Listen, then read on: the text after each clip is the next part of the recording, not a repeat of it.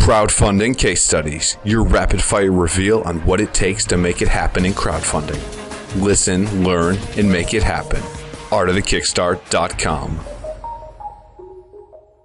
Hey guys, welcome back to Art of the Kickstart, Crowdfunding Case Studies, the show where I pretty much just make up stuff about epic Kickstarter campaigns, and you guys seem to like it. Today, we have something awesome. So, Vince Nung from the Bomber Bag wrote in about their own campaign. He said it was like listening to the episode was like being in their boardroom. So clearly we're doing something right. And that is awesome. It makes me pumped up about where the show's going. And I hope you guys are loving it. And we have a listener question from Doug in London. Another Londoner. What are the odds? And Doug's writing into the campaign about how to make calls to action for entrepreneurs.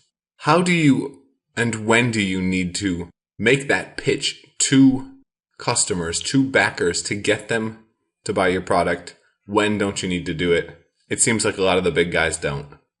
And that's an excellent question, Doug, and something we're going to dig into for today's crowdfunding case study.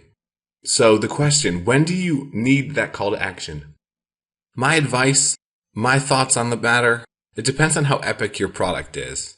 So from what I've seen, the more amazing your product, the Pebble smartwatches, the Oculus Rifts, the things that raise mass amounts of money that are like epic startups before they even hit Kickstarter, they need less personality. They need less calls to action to make it happen. But for people like you and me, people that are making real products, maker stuff, things that we didn't have absolutely crazy teams behind, you're going to need those calls to actions. You're going to need those personality to show that we are a startup. We're not just some mass company building something. We really need your help doing this. So that would be my advice. If you're building something that's cool, but it's not a game-changing technology, that's where you put in that call to action. That's where you ask people to back you. And now we're going to jump into today's crowdfunding case study. Today we're talking about Coffee Box. Basically the most badass coffee maker in the world's toughest coffee maker. They've raised over $26,000. They still have 32 days to go, and they're absolutely killing it. You start watching this video and you completely understand why.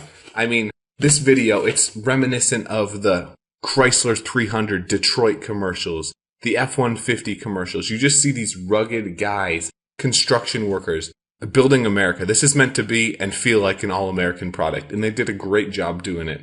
And yet at the same time, they throw in that sadness. These hard workers, these tough guys, there's no luxury, there's no niceness on the job. We want to give them amazing coffee. We want a beyond rugged, which is absolutely an amazing headline, coffee maker. So they go through this, creating the strongest, most durable coffee maker. They weigh it on, they crush it with trucks, they hit it with a mortar. Everything they're doing is just so over the top to show how amazing the product is. And that's a great way to showcase a product like this. They clearly did a phenomenal job. They appeal to the customers by explicitly saying they're going for the tough guys, the people that build the world that everybody lives in. And at the very end of the video, if you thought it was too corporate, you thought it was too well done, the founder comes on, shares the story, and asks, please help us make this happen. Help us get amazing coffee out to the rugged areas of the work world. Really, they did a great job with this. Beyond rugged, it's designed to perform everywhere where others fear to tread. They throw personality in the campaign, they make it fun, and they showcase the use cases where you can use it. Job sites, camping, RVing, tailgating, anywhere where you want coffee. This is an incredibly powerful product. Coffee is the nectar of the gods, and this is Thor's coffee maker. They showcase the absolutely awesome media coverage. Look at this. There are 4 big areas they've been in, outside Uncrate, CNET stuff.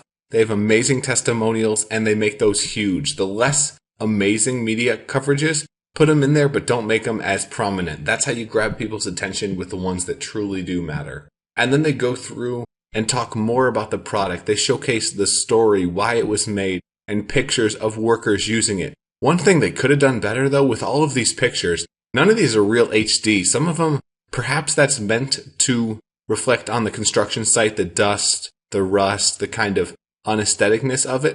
but none of the pictures are very crisp. I would love to see those with a bit more contrast, a bit more HD. As you scroll further, you've got a picture. You can actually see the truck being held up by 4 ox coffee makers. That is absolutely incredible. They showcase the strength. Every benefit, every feature of the product, they're showcasing pictures to really let people see into exactly that logical and creative side of the benefits. And that is something everyone out there can absolutely benefit from. So later we get into the specs. The specs honestly are pretty boring as you go through those. They're not too exciting, but they have an amazing guarantee where this is how people know they can trust you. They know what you stand for. Another thing that I would change, this infographic. So you've got 2 different ones showing what the products are and how the bundles work. And I think that's cool, but there's no pricing anywhere, which makes it really complicated to go between your infographic and all your rewards to see what everything actually costs. I think it could have been done better. It's difficult because of the versatility and the uniqueness of each product reward, but I think that could have been done better. But I mean, they finished strong. They've got the game plan with a really cool classic picture of the team. Everybody right around is that Tim Tebow? I'm not sure. But either way, they showcase the product. They do an amazing job, and this is a cool campaign to check out and learn from. And if you guys love this, if you go to artofthekickstart.com/iTunes, you can subscribe to the other show, the interview show, where we get amazing Kickstarter companies, creators on to share their stories, go deeper into the campaigns. Either way, though, guys, I hope you enjoyed the show. Got any questions, write in, and have an absolutely amazing day. Thanks for tuning in. I totally rely on you guys to make this show happen. If you've got any questions you want answered on the Crowdfunding Case Study Show, go to artofthekickstart.com or just shoot me an email, matt@artofthekickstart. Leave feedbacks, questions, and we'll get them in on the next show. Thanks for tuning in. Hope that this case study helps you in launching your own crowdfunding campaign. And of course, check out artofthekickstart.com if you want to get more great insight into making your business happen.